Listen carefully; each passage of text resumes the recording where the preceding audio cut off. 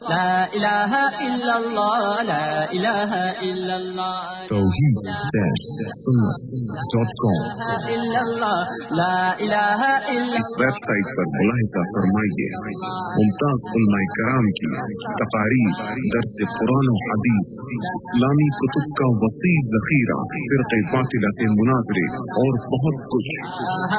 الا اللہ لا الہ الا اللہ الحمد لله نحمده ونستعينه ونستغفره ونؤمن به ونتوكل عليه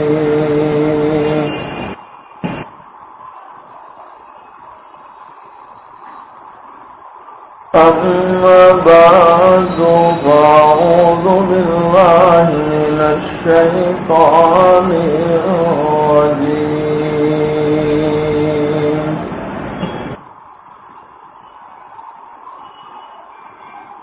بسم الله الرحمن الرحيم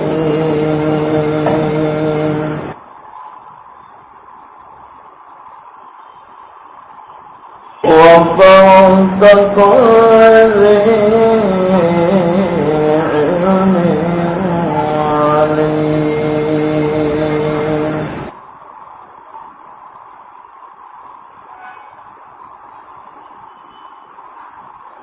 وقال الله سبحانه وتعالى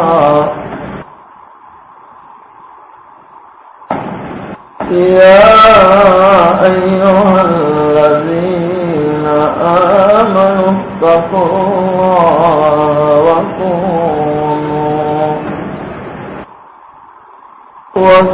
وكونوا مع الصادقين صدق الله مولانا العظيم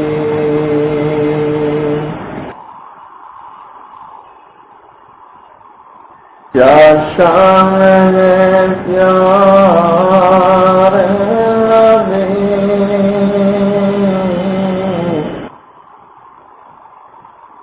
حق نے عطا کی سروری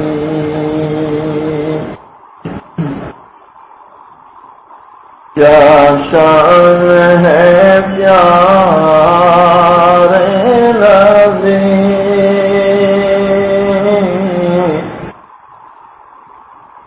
حق نے عطا کی سروری معراج سے دی برتری بلغ اولا بکمالی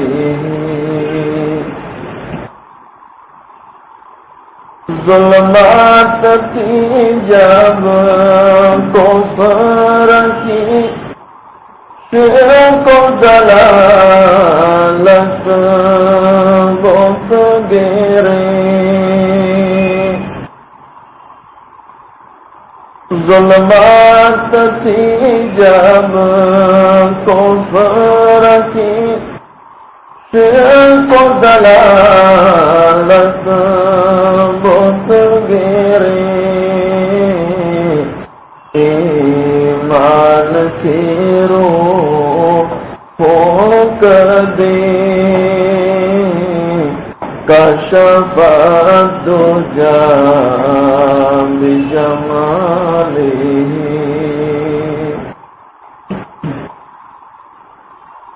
اسلام کی دعوت بھی دی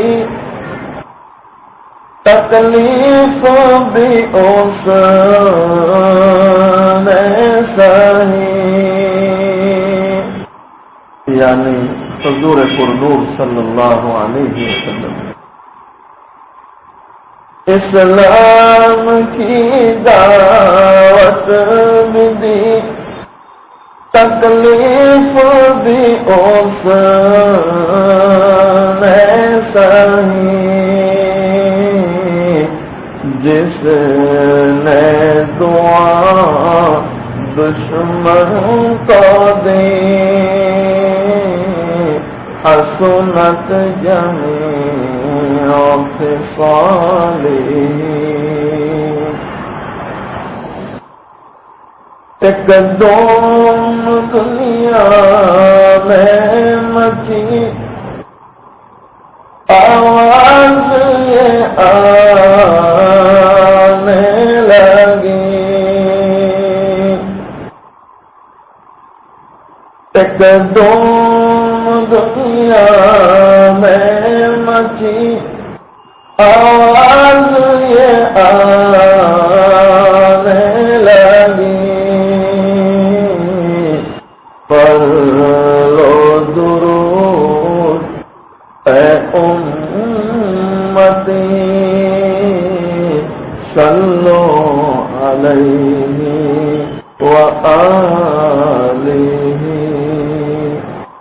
ایک مرتبہ محبت کے ساتھ درود شریف ہوں۔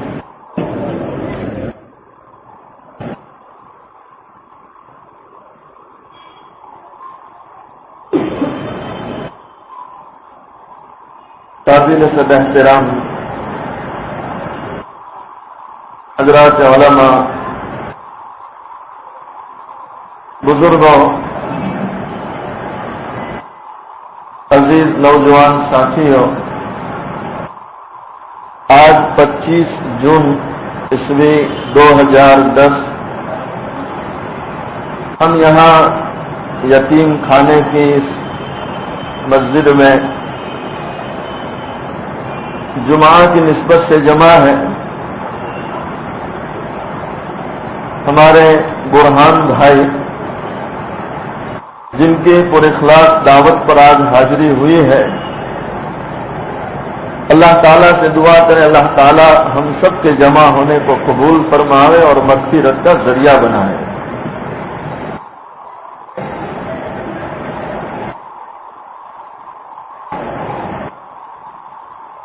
اللہ تعالیٰ نے اپنے پیارے نبی محمد رسول اللہ صلی اللہ علیہ وسلم کو اس دنیا میں بھیجا اور ایک اہم مقصد لے کر بھیجا۔ آقا مکی محمد عربی صلی اللہ علیہ وسلم کی بعثت کا مقصد ہر سچے پکے مکان میں اسلام کا پہنچ جانا، ایمان کا پہنچ جانا، ایک عظیم دعوت لے کر کہ اس پوری کائنات کا بنانے والا ایک مالک ہے اور وہی سجدے کے قابل ہے۔ ایک عظیم دعوت لے کر حضور پر نور صلی اللہ علیہ وسلم اس دنیا میں تشریف لائے، اور اتنا ہی نہیں، علماء لکھتے ہیں کہ کام کی ذمہ داری کا احساس اللہ نے قرآن کے ذریعے دلایا۔ حالانکہ نبی پاک صلی اللہ علیہ وسلم کی بعثت کا مقصد ہی یہی تھا، آپ کو بھیجا ہی اس دین کے لیے تھا، اس کے باوجود قرآن کریم میں اللہ تعالیٰ اس کام کی اہمیت کو واضح کرتے ہیں تاکہ نبی پاک صلی اللہ علیہ وسلم کے ذریعے قیامت تک آنے والے انسانوں کے ذہن میں یہ بات رہے کہ اس کام کی اللہ کے وہاں کتنی اہمیت ہے، یعنی دعوت اللہ۔ توحید-سنت.com رب العالمین قرآن میں فرماتے یا ایھا الرسول بلغ ما أنزل إليك من ربك. رب العالمین قرآن میں فرماتے ہیں اے محمد صلی اللہ علیہ وسلم، یا ایھا الرسول، اے ہمارے پیغمبر، اے ہمارے رسول، بلغ ما انزل الیک من ربک، اے ہمارے رسول یعنی محمد صلی اللہ علیہ وسلم، جنہیں اللہ نے یہ مقام دیا ہے آپ ہاتھ میں کنکریاں لے لیں تو وہ بھی کلمہ پڑھنے لگے. وہ حضور پرنور صلی اللہ علیہ وسلم جن کے پسینے سے آنے والی خوشبو سے شہر کی گلیاں مہکتے، وہ اللہ کے نبی صلی اللہ علیہ وسلم جو چاند کی طرف انگلی اٹھا دے تو چاند کے بھی 2 ٹکڑے ہو جائے.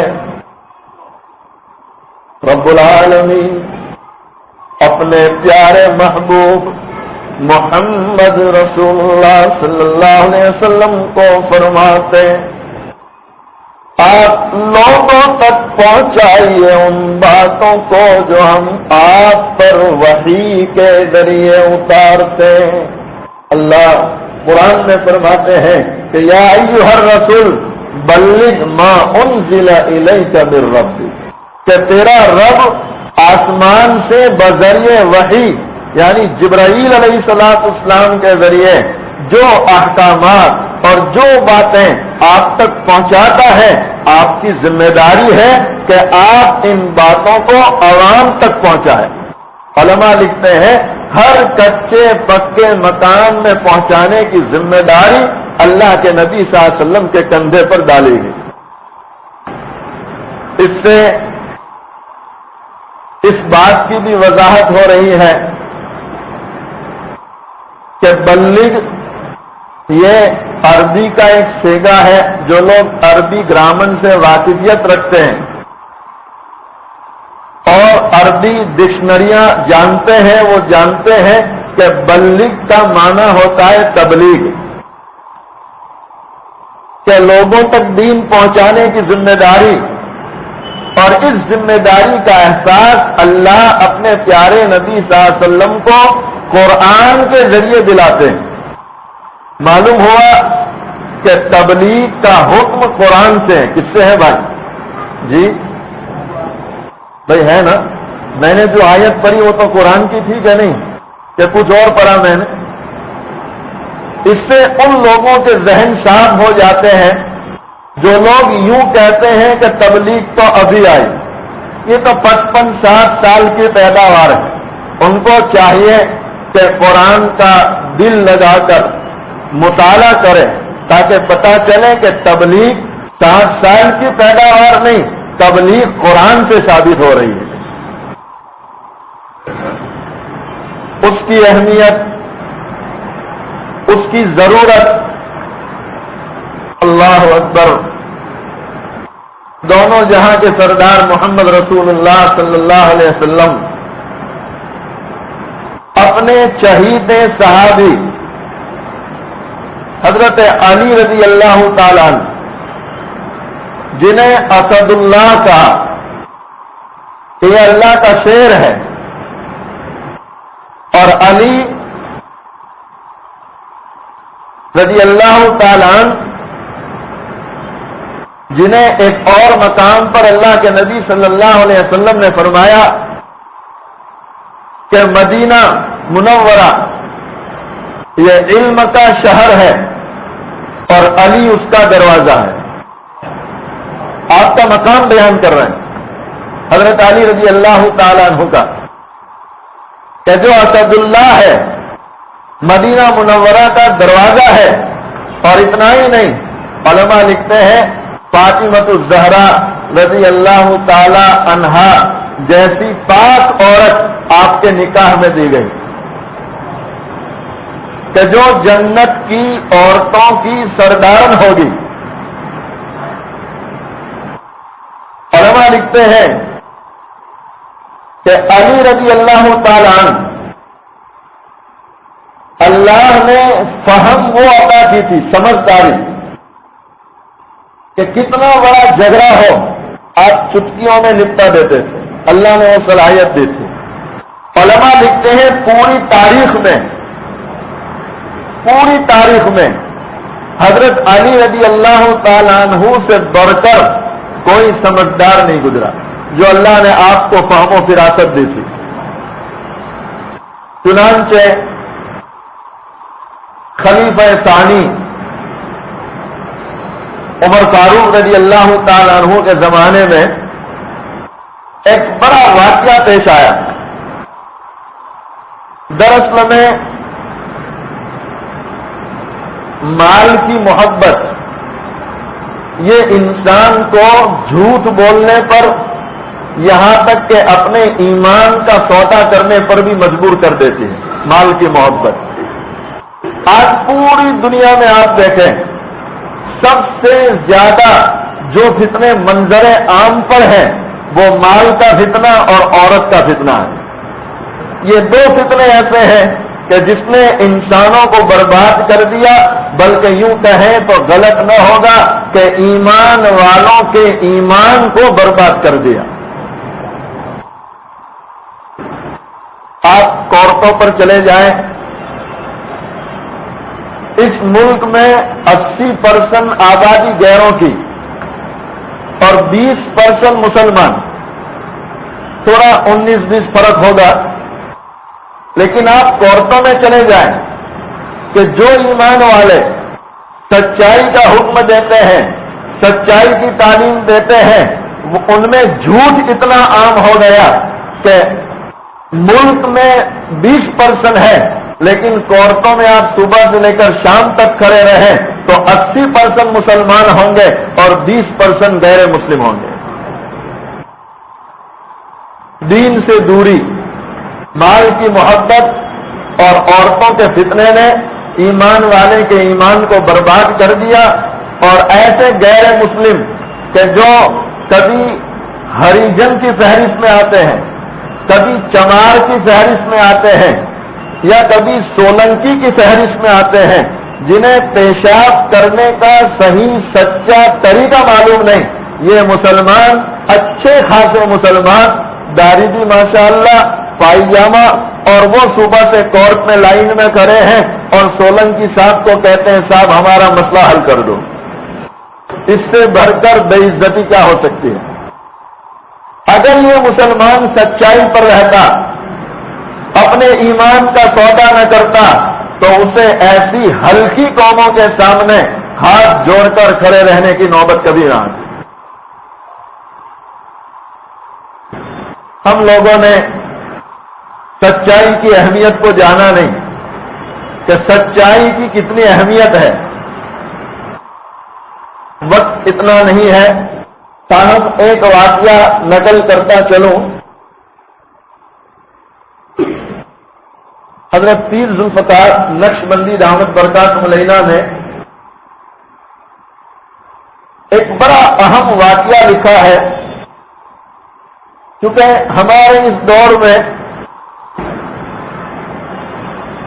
اکثر لوگوں کی زبان پر آپ یہ جملہ سنیں گے، چاہے وہ کاروبار کرتا ہو، تجارت کرتا ہو، یا کسی بڑے دفتر میں اس کی جو ہے خدمت ہو، اکثر لوگوں کی زبان پر یہ جملہ سنیں گے کہ مول صاحب اس زمانے میں سچ بول کر کامیاب نہیں ہو سکتے. تو بھائی کیسے کامیاب ہوں گے؟ تو کہ مول صاحب اس زمانے میں تو ٹوپی گھماؤ آگے آؤ، ورنہ آگے نہیں آ سکتے. ہمارے بزرگوں نے لکھا ہے کہ ٹوپی گھمانے والے وقتی طور پر آپ کو کامیاب نظر آئیں گے، لیکن آپ انجام کے اعتبار سے دیکھیں تو ان سے زیادہ پریشان آپ کو کوئی نہیں ملے گا. اور جو آدمی سچ بولتا ہوگا، بظاہر یوں لگتا ہوگا کہ جھونپڑی میں رہتا ہے اور چٹنی روٹی کھاتا ہے، لیکن اس سے زیادہ اطمینان والا آپ کو کوئی نظر نہیں آئے گا. حضرت پیر ذوالفقار نقشبندی دامت برکات علیہ نے لکھا، ایک وکیل صاحب تھے، بڑا اونچا عہدہ تھا ان کا کورٹ میں،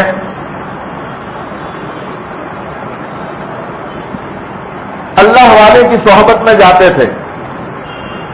دنیا کا کوئی کتنا بڑا ہو، جب تک اللہ والوں کی خدمت میں نہیں جائے گا اس کو دین صحیح معنی میں نہیں مل سکتا۔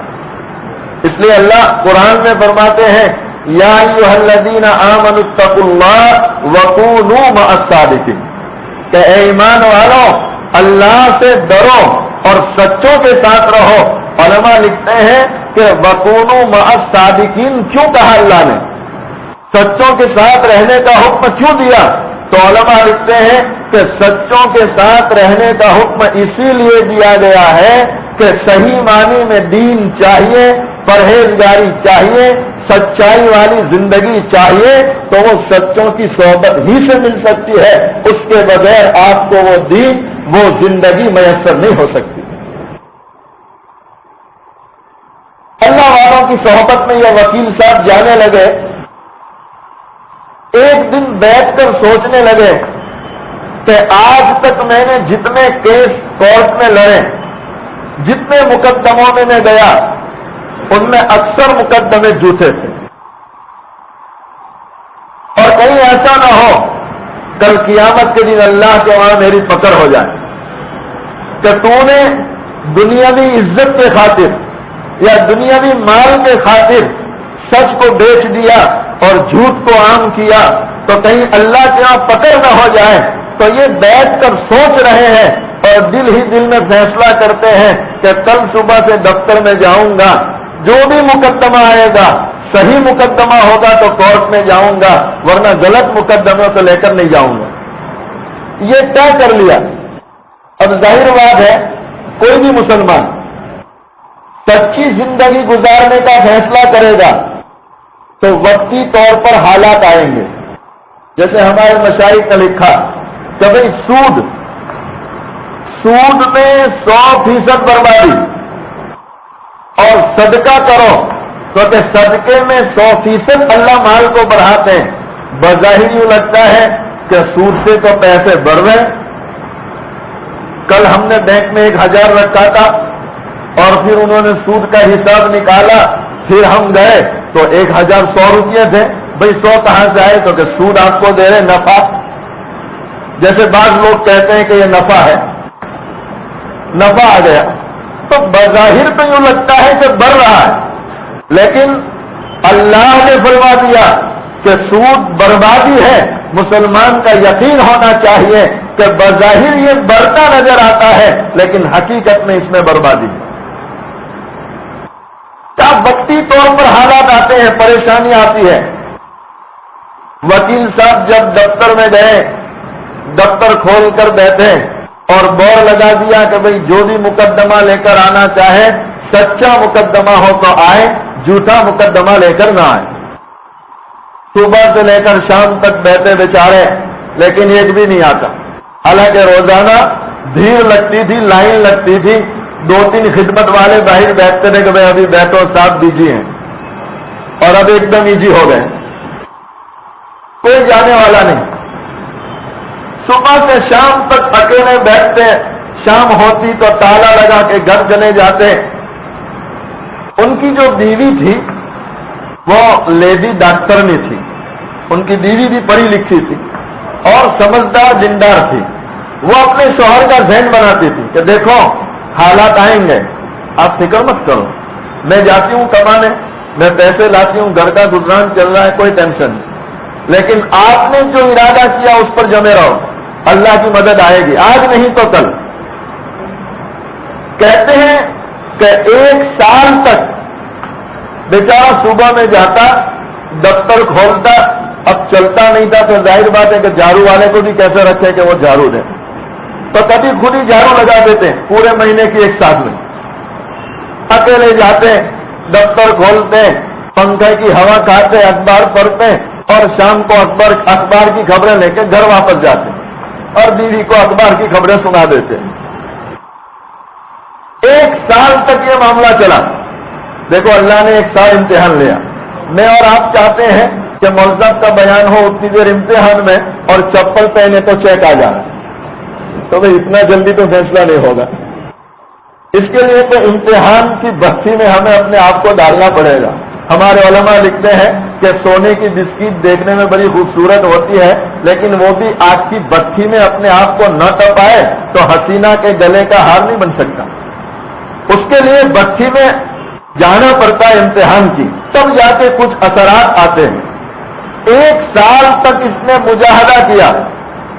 اب اللہ تعالیٰ نے دیکھا کہ برابر امتحان ہو گیا تو اللہ نے اپنے نیک بندوں کے ذہن میں ڈالا کہ تمہارے جتنے مقدمے وہ صحیح ہے، جیسے مسجد والوں کے مقدمے، مدارس والوں کے مقدمے، بھئی تمہارے جتنے مقدمے وہ تو صحیح ہے، تم تو غلط کرنے والے نہیں. ایک وکیل ایسا ہے جس نے بور لگایا ہے کہ مقدمہ صحیح ہو تو آؤ. یہ نیک لوگوں کے ذہن میں ڈالا تو اب نیک لوگ وہاں گئے اور وکیل صاحب کو کہا دیکھو وکیل صاحب ہم تو مسجد والے مدرسے والے، ہمارے پاس اتنے پیسے نہیں ہوتے، چندے سے کام چلاتے ہیں، دیکھو ہمارا صحیح مقدمہ ہے، آپ چلائیں تو احسان ہے، 100% فیس نہیں دے سکتے، 50% دیں گے. وکیل صاحب نے سوچا کہ کچھ نہیں آتا اس سے بہتر ہے 50%. کہا ٹھیک ہے چلائیں گے. سب مقدمہ لڑنا شروع کیا. علماء لکھتے ہیں اللہ کی شان ہے کہ جس مقدمے کو لے کر جاتے ہیں جیت کر باہر آتے تھے. اللہ کی مدد ہوتی تھی کہ سچی بات لے کر جاتے تھے تو سچائی کا اثر ہوتا تھا. اللہ کے لیے سچ بولتے تھے. جب بھی گئے مقدمہ جیت کر آئے. علماء لکھتے ہیں دھیرے دھیرے لوگوں کی بھیڑ شروع ہو گئی اور پہلے برے لوگ آتے تھے اب اچھے لوگ آنا شروع ہو گئے اور پورے علاقے میں شہرت ہو گئی کہ یہ ایک ایسا وکیل ہے کہ سچ بولتا ہے اور جب بھی کورٹ میں جاتا ہے تو مقدمہ جیت کر آتا ہے. پورے علاقے میں شہرت ہو گئی. علماء لکھتے ہیں دھیرے دھیرے اللہ نے کورٹ والوں کے دلوں میں محبت ڈال دی، کیونکہ محبت کا چکر آسمان سے چلتا ہے، دنیا والوں کے ہاتھ میں نہیں بھائی، دنیا والوں کے ہاتھ میں نہیں. محبت کا تعلق آسمان سے. اللہ جس سے جتنا خوش اتنا لوگوں کے دلوں میں محبت ڈالتا ہے. کورٹ والوں میں شہرت ہونے لگی، یہاں تک کہ ایک ایسا موقع آیا کہ جج کی جو کرسی تھی وہ جگہ خالی ہوئی اور جج کی ضرورت تھی تو جتنے پرانے جج تھے سب جمع ہوئے اور سب نے متفقہ طور پر یہ فیصلہ کیا کہ وکلا کی جتنی قطار ہے ان میں ایک وکیل ایسا ہے جس کی زبان سے سچ نکلتا ہے، ہم چاہتے ہیں کہ اسی کو جج کی کرسی پر بٹھا دیں. کہتے اس وکیل کو اللہ نے جج کی کرسی پر بٹھایا. پہلے یوں تھا کہ سامنے کھڑے رہ کر ساتھ ساتھ کرتے تھے، اب اللہ نے اتنی عزت دے دی کہ جج کی کرسی پر بیٹھ گئے اور وہاں بیٹھ کر سچے فیصلے کر رہے. علماء لکھتے ہیں کہ پہلے یہ تھا کہ 10,000 روپیہ تنخواہ تھی، آج تنخواہ کا یہ عالم ہے کہ 1,00,000 روپیہ اور 1,00,000 سے بھی بڑھ جاتی. اللہ جب دینے بیٹھتا ہے تو پھر اللہ حساب کر کے نہیں دیتا بھائی. لیکن ہمارے لیے ضروری ہے کہ ہم اپنے اندر دین پیدا کریں، سچائی پیدا کریں. آج پوری دنیا میں یوں سمجھو کہ ہر جگہ مال کا فتنہ ہے. خیر عرض یہ کر رہا تھا کہ حضرت علی رضی اللہ تعالیٰ عنہ جن کو اللہ نے وہ سمجھ عطا کی تھی، وہ فہم عطا کی تھی کہ ان سے بڑھ کر کوئی فیصلہ کرنے والا نہیں تھا. آپ کا جو وقت دیا تھا 55 وہ بس 2 منٹ باقی ہے، اس لیے اس واقعے کو بیان نہیں کر سکتا. تاہم اللہ نے پھر کبھی موقع دیا تو انشاءاللہ بیان کروں گا. عرض یہ کر رہا تھا کہ دعوت کی اہمیت سمجھانے کے لیے اللہ کے نبی صلی اللہ علیہ وسلم نے حضرت علی رضی اللہ تعالیٰ عنہ کو یہ فرمایا، اے علی تیرے کہنے سے کوئی ایک انسان ہدایت پر آ جائے تو تیرے لیے سرخ اونٹوں سے بہتر ہے. علماء لکھتے ہیں کہ اس زمانے میں اونٹوں کی قدر تھی اور اونٹوں کے ذریعے انسان کا مقام پہچانا جاتا تھا. اس لیے اللہ کے نبی صلی اللہ علیہ وسلم نے اونٹ کی مثال دی کہ علی تمہارے کہنے سے ایک آدمی ہدایت پر آ جائے تو تمہارے لیے سرخ اونٹوں سے بہتر ہے۔ اللہ تعالیٰ مجھے اور آپ کو جب تک زندہ رکھے، دین پر زندہ رکھے، اسلام پر قائم رکھے۔ اور میرے بھائی، یہ اللہ کے نبی صلی اللہ علیہ وسلم کا کام ہے، اہم کام ہے۔ اللہ تعالیٰ ہمیں اس کی اہمیت سمجھتے ہوئے کرنے کی توفیق نصیب فرمائے۔ آخر میں دونوں جہاں کے سردار محمد رسول اللہ صلی اللہ علیہ وسلم کی شان میں بس ایک مصرع پڑھتا ہوں، محبت کے ساتھ سماعت فرمائیں۔ مصطفیٰ شان رحمت بے حد سلام کی نورانی صورت بے حد سلام کی پاکیزہ سیرت بے حد سلام۔ اللہ تعالیٰ کہنے سننے سے زیادہ عمل کی توفیق نصیب فرمائے۔ کیا فائدہ فکر بے شکم سے ہوگا، کیا فائدہ فکر بے شکم سے ہوگا؟ ہم کیا ہیں جو ہم سے کوئی کام ہوگا؟ جو کچھ ہوا ہوا تیرے کرم سے، جو کچھ ہوگا تیرے کرم سے ہوگا۔ وآخر دعوانا الحمدللہ رب العالمین۔ جن لوگوں کی سنتیں باقی ہیں سنتیں پڑھیں۔